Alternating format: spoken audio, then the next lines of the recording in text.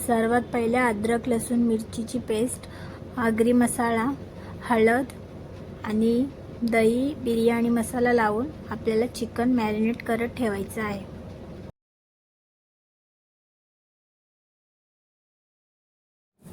तेल गरम करून त्यामध्ये जिरा, कांदा, अद्रक लसूण मिरचीची पेस्ट घालून शिजू द्यायचं आहे.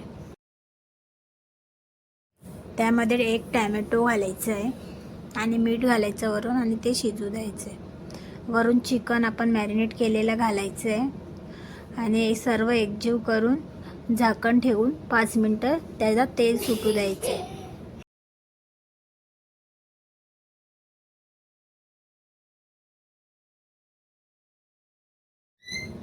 परत एकदा सर्व मिक्स करून घ्यायचं आहे.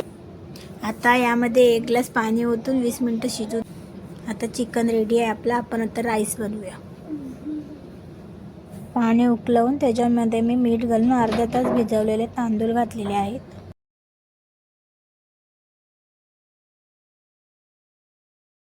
आता आपल्या भांड्याला तूप लावून त्यामध्ये चिकनचे लेयर लावायचे. त्याच्यावरती आपला राईस टाकायचा.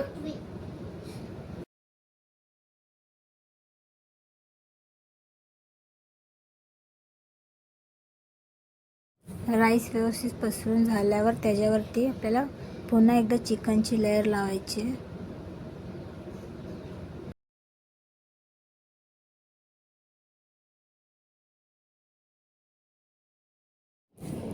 वरून मी आता तूप घालत आहे.